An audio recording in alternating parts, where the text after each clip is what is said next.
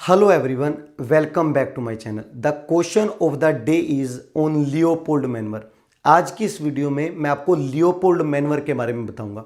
Leopold manoeuvre एक बड़ा important procedure है जो एग्जामिनर आपसे पूछ सकता है. अब Leopold manoeuvre usually third trimester में किया जाता है, ड्यूरिंग लेबर या फिर जस्ट बिफोर डिलीवरी या फिर किसी भी टाइम पर थर्ड ट्राइमेस्टर में परफॉर्म किया जाता है. क्यों किया जाता है? बच्चे की पोजीशन को चेक करने के लिए, बच्चे की लाई को चेक करने के लिए, बच्चे की प्रेजेंटेशन को चेक करने के लिए. मतलब कि मदर के एब्डोमेन के अंदर बच्चे की पोजीशन क्या है उसको चेक करने के लिए किया जाता है. लियोपोल्ड मैनवर में फर्दर 4 मैनवर होते हैं, मतलब कि 4 स्टेप्स होते हैं. मैं आज आपको इस क्वेश्चन के थ्रू वो पूरा मैनवर समझाता हूं. तो क्वेश्चन क्या है जी? The nurse is performing Leopold maneuver on a client who is in their 8th month of pregnancy. The nurse is palpating the uterus as shown below. Which maneuver is the nurse performing?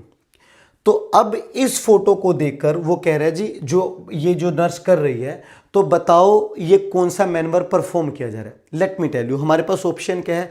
First manoeuvre है, second manoeuvre है, third manoeuvre है कि fourth manoeuvre है. अब चारों में से कोई ना कोई एक मैनवर है. तो अब मैं आपको कुछ फोटोज के थ्रू बताता हूं first manoeuvre, second, third, fourth होता कौन सा है. फिर आप खुद आंसर डिसाइड करना कि इस फोटो में कौन सा मैनवर दिया गया. So let's talk about the first maneuver. अब first maneuver is also known as fundal maneuver या फिर फंडल ग्रिप. इसमें हम क्या करते हैं? मदर के फंडस को हम क्या करते हैं जी? पाल्पेट करते हैं. दोनों हाथों के साथ जेंटली मदर के फंडस एरिया को पाल्पेट किया जाता है. If there is soft, broad, smooth structure. अगर हमें पाल्पेट करने पे कैसा स्ट्रक्चर मिल रहा है? Soft, broad and smooth structure. It means जो बच्चे के फंडस, जो मदर की फंडस की तरफ है वो है बच्चे के buttocks. And if buttocks are toward the fundus, तो इसका मतलब हेड कहां पर होगा? वो नीचे की तरफ होगा. इसका मतलब क्या है जी? बच्चे की जो प्रेजेंटेशन है वो है cephalic. Late me repeat again, very important. अगर तो हमें पाल्पेट करते हुए सॉफ्ट, ब्रॉड, स्मूथ स्ट्रक्चर मिल रहा है, यानी कि बिल्कुल स्मूथ मिल रहा है, तो इसका मतलब क्या है? वो बटक्स है. तो अगर बटक्स फंडस की तरफ है तो ऑटोमेटिकली बच्चे का हेड किस तरफ है जी? वो नीचे की तरफ है. इस प्रेजेंटेशन को बोलते हैं सिफेलिक प्रेजेंटेशन, जो कि अच्छी है.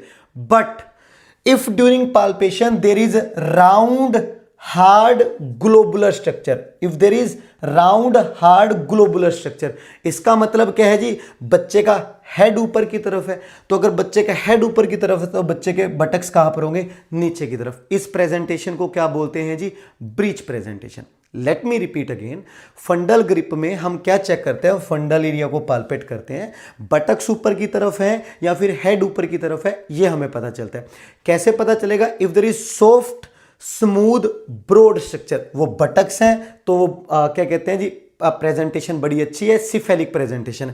But if there is hard round globular structure, इसका मतलब बच्चे का सिर ऊपर की तरफ है, बटक्स नीचे है, तो वो ब्रीच प्रेजेंटेशन है, यानी कि कुछ प्रॉब्लम हो सकती है. अब ये था हमारा फर्स्ट मैनवर. सेकंड मैनवर में हम लोग क्या करते हैं जी? ये जो ऊपर से हाथ नीचे की तरफ आ जाते हैं, इसको लेटरल ग्रिप भी बोलते हैं, इसको अम्बलाइकल ग्रिप भी बोलते हैं. क्यों? क्योंकि लेटरल हाथ आ गए, अम्बलाइकल की तरफ आ गए, तो नोन एज लेटरल ग्रिप या फिर अम्बलाइकल ग्रिप सेकंड मैनवर को. अब इसमें क्या करते हैं? एक हाथ को स्टेबल करके रख लेते हैं, रोक लेते हैं, और दूसरे हाथ से हम क्या करते हैं? लेटरल साइड पाल्पेट करते हैं. एक हाथ को हम स्टेबलाइज करते हैं और दूसरे हाथ से क्या करते हैं? पाल्पेट करते हैं. क्या चेक करते हैं? बच्चे की सुपाइन किस तरफ है, क्योंकि जिस तरफ बच्चे की सुपाइन होगी बच्चे का हेड भी क्या होगा जी? उसी तरफ होगा. तो अगर हमें जिस साइड हमें कॉन्टिन्यूस राउंड सी शेप स्ट्रक्चर मिल रहा है, जिस तरफ हमें कॉन्टिन्यूस सी शेप स्ट्रक्चर मिल रहा है, तो वो उस तरफ क्या है जी? उस तरफ बच्चे की क्या है जी? सुपाइन है. एंड दूसरी साइड क्या होगा? डिसकॉन्टिन्यूस स्ट्रक्चर, मतलब बच्चे की क्या है जी? एक्सट्रीमिटीज है. हमें क्या देखना है? कॉन्टिन्यूस स्ट्रक्चर अगर दिख रहा है तो उस तरफ क्या है? सुपाइन है. अब जिस तरफ सुपाइन है बच्चे का हेड भी क्या होगा? उस तरफ होगा. इस मदर के केस में बच्चे का सुपाइन किस तरफ है जी? बच्चे की सुपाइन राइट साइड है जी. तो बच्चे की हेड की प्रेजेंटेशन भी किस तरफ है जी? बच्चे का हेड भी है राइट साइड है, तो इसको बोलते हैं राइट ओसीपुटो एंटीरियर. तो बच्चे का ओसीपुट भी किस तरफ है? राइट साइड है. Let me tell you, second manoeuvre को क्या बोलते हैं जी? इसको बोलते हैं अम्बलाइकल ग्रिप या फिर लेटरल ग्रिप. इसमें करते क्या है जी? एक हाथ को स्टेबलाइज कर देते हैं. आपको एग्जाम में क्या रखना है? What we are finding continuous supine like structure. Continue spine like structure. अगर वो कह रहा है डिसकॉन्टिन्यू, जिस तरफ डिसकॉन्टिन्यू आएगा उस तरफ क्या, उस तरफ तो बच्चे की एक्सट्रीमिटी है। अगर कॉन्टिन्यू जिस तरफ आ रहा है उस तरफ बच्चे की सुपाइन है, और जिस तरफ बच्चे की सुपाइन है उसी तरफ बच्चे का क्या होगा, हेड होगा। हमारे केस में क्या, किस तरफ थी बच्चे की सुपाइन, राइट साइड थी, तो राइट साइड ही बच्चे का क्या होगा जी, हेड होगा। तो ये क्या होती है हमारी सेकंड मैनवर, जिसको बोलते हैं लेटरल ग्रिप या अम्बलाइकल ग्रिप। किसको चेक करने के लिए होते हैं, सुपाइन एंड बच्चे का हेड। अब जो थर्ड मैनवर होता है, थर्ड मैनवर में एक हाथ को फंडस के साथ स्टेबलाइज करते हैं और एक हाथ के साथ क्या किया जाता है जी, बच्चे के हेड को कंफर्म किया जाता है कि इन रियलिटी क्या बच्चे का हेड सही पोजीशन में है, नीचे की तरफ ही है। तो हम क्या चेक करते हैं इसमें, अगेन फर्स्ट मैनवर की तरह we are looking for round hard globular structure. कैसे, मदर के सिम्फाइसिस प्यूबिस के पास। इसमें क्या पता चलता है जी, ऊपर की तरफ हमने पहले ही कंफर्म कर लिया था क्या है, बट नीचे कंफर्म कर रहे हैं कि नीचे की तरफ जो हेड है वो अच्छे से नीचे की तरफ है ना। तो इस क्या चेक करना है, इसमें भी राउंड हार्ड ग्लोबुलर स्ट्रक्चर अगर हमें नीचे की तरफ पाया गया है तो इसका मतलब है थर्ड मैनवर में हमें क्या मिला है, बच्चे का हेड नीचे की तरफ मिला है। थर्ड मैनवर को क्या बोलते हैं जी, पेल्विक ग्रिप।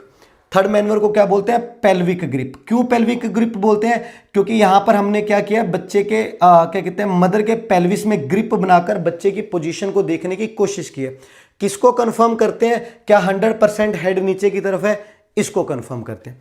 लास्ट मैनवर जो हमारा होता है, द लास्ट मैनवर इज, अब इसमें जो अपना फेस हम किधर कर लेते हैं, मदर की लेग्स की तरफ कर लेते हैं और दोनों हाथों के साथ हम क्या करते हैं जी, पाल्पेट करते हैं जी।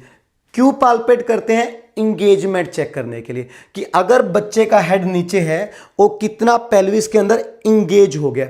अगर तो हमारी पाल्पेशन से हम ऊपर की तरफ से मदर को पाल्पेट करते हैं, मदर के पेल्विस वाले एरिया को पाल्पेट करते हैं, सिम्फाइसिस एरिया के पास पाल्पेट करते हैं।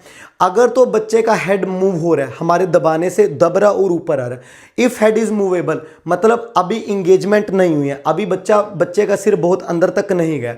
बट अगर हमारे पाल्पेट करने से बच्चे का हेड मूव नहीं हो रहा है तो वो क्या हो गया जी, वो इंगेज हो चुका है, वो अंदर जा चुका है पेल्विस के अंदर।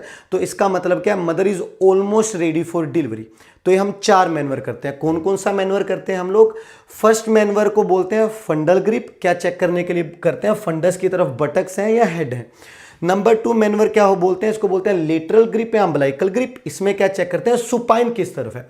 नंबर 3 मैनवर क्या बोलते हैं, इसको बोलते हैं पेल्विक ग्रिप। पेल्विक ग्रिप में कंफर्म करते हैं कि हेड नीचे की तरफ है भी या नहीं। लास्ट 4th मैनवर को बोलते हैं पेल्विक इनलेट ग्रिप। इसमें क्या चेक करते हैं कि कितनी इंगेजमेंट हो चुकी है। बस आप याद रखना, अगर वो कह रहा है हेड इज मूवेबल तो अभी बच्चा अंदर नहीं गया है जी पेल्विस के। If head is not movable तो इसका मतलब क्या है जी, वो इंगेज हो चुका है। तो दीज आर द 4 मैनवर। अब ये चारों के चारों मैनवर हैं। अब हमें क्वेश्चन क्या आया था जी, वो कह रहा था जी इस फोटो को देखकर बताओ कौन सा मैनवर है। If you know the principle तो आपके लिए बहुत इजी है। ये फंडल ग्रिप भी नहीं है, ये लेटरल ग्रिप भी नहीं है, ये 4th पेल्विक इनलेट ग्रिप भी नहीं है। ये कौन सी है जी, ये थर्ड मैनवर है जी। इसमें हम क्या चेक करते हैं, बच्चे के हेड को कंफर्म करते हैं। तो out of 3 which one is answer, very easy, number 3 is answer. तो होप सो मैं आप लोगों को क्या कहते हैं जी, चारों के चारों मैनवर समझा पाया हूंगा। अगर आपको चारों मैनवर समझ आए तो आप प्लीज इस क्वेश्चन का आंसर करना ताकि मुझे पता चले आपको मेरी वीडियो समझ आई है।